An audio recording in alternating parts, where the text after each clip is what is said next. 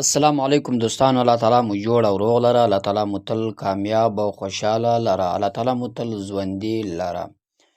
دوستانو، له یو بهترینې وظیفې سره ستاسو په خدمت کې حاضر یم چې ډیره بهترینه او ازمویل سوې وظیفه ده چې انشاءالله د هر جاهز مقصد او د هر جاهز حاجت لپاره یې کولی شي.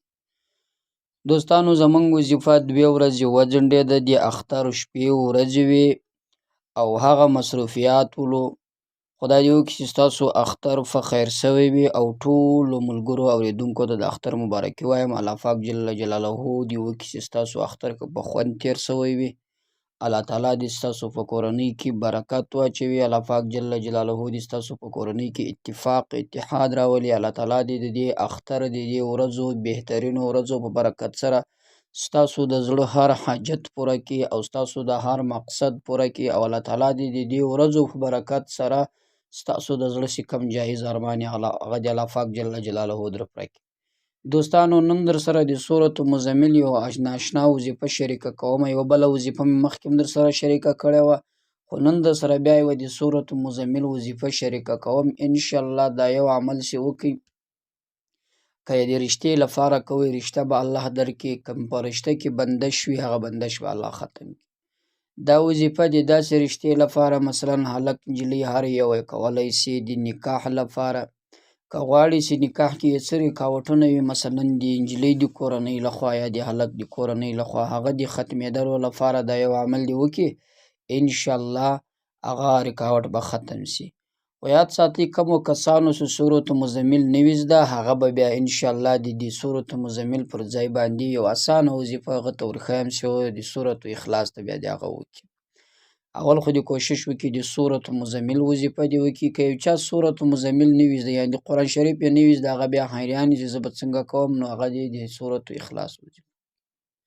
او دا وظیفه دوستانو هر هغه نر هر هغه زنانه د کاروبار لپاره هم کولی شي. ګورئ، دا کاروبار په شریعت کې یوازې داسې نه ده چې یوازې نر به یې کوي او پر نر باندې تمامه ده، بلکې شریعت یې اجازت و زنانه ته هم د کاروبار ورکړی ده، هلته چې کوم ځای کې فساد نه وي، هلته یې ورکړی ده زنانه ته د کاروبار اجازت. په کوم ځای کې چې زنانه ته د پیسو ګټلو څوک نه وي، یو څوک نه لري، نو دا بیا کولی شي چې خپل کاروبار وکړي، دوکانداري وکړي، تجارت وکړي، هر کار دا کولی شي. یعنې د کاروبار لپاره، په کاروبار کې د ترقۍ لپاره، په کاروبار کې چې کوم بندش وي، د هغه لپاره انشاءالله بهترین اسان عمل ده. یا یو انسان د ملازمت، د نوکري، د ډیپټي، د وظیفې لپاره کوي، مثلا یو ځای د نوکري غواړي چې کاش دا نوکري ماته ملاو شوی وای، دلته ماته ملازمت ملاو شوی، ځکه چې د دې تنخواه ډیره ده، د دې پیسې ډیرې دي او زما د کور چلند ورباندې کیږي. نو په هغه ځای کې چې دی چیرې ملازمت غواړي، انشاءالله دا عمل چې وکړي، الله پاک جل جلاله باندې د ملازمت هلته د قسمت وګرځوي.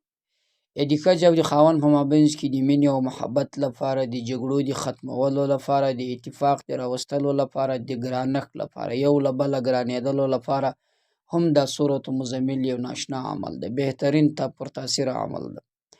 یا یو انسان ده، مثلا بل انسان د زړه ته محبت اچول غواړي او دا غواړي چې کاش پلانکی زما دوست جوړ شوی وي او هغه زما انډوال، زما د څنګ ملګری او بغیر له ما څخه نه جلا کېدی، نو دغه وظیفه ډیره تر تاثیره ده.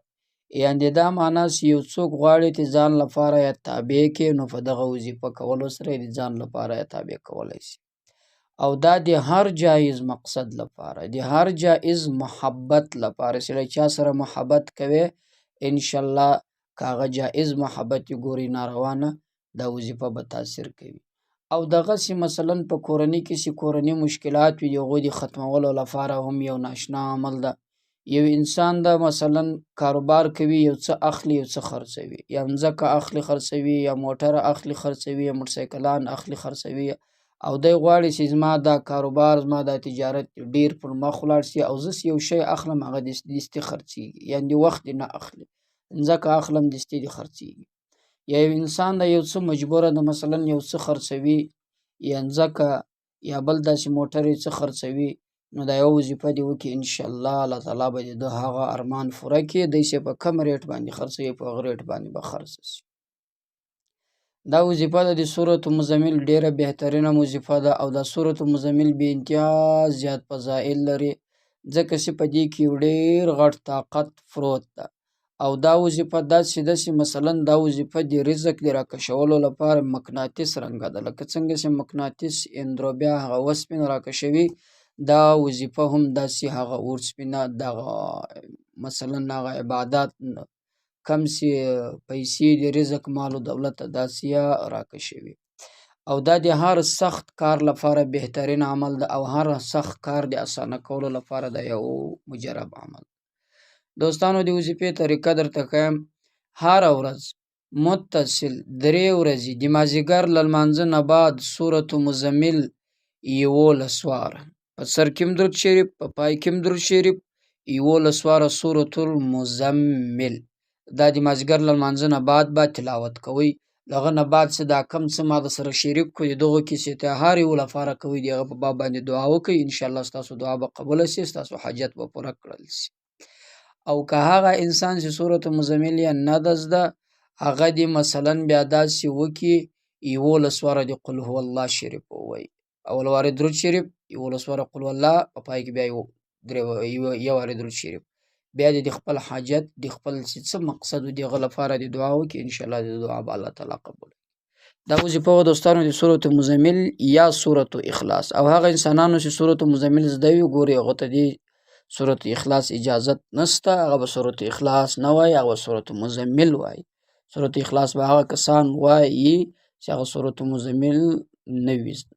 دا وظیفه و دوستانو الله تعالی دې وکړي چې دا وظیفه تاسو خوښه شي او له نورو ملګرو سره هم شریکه کړئ. پر الله مو سپارم. السلام علیکم.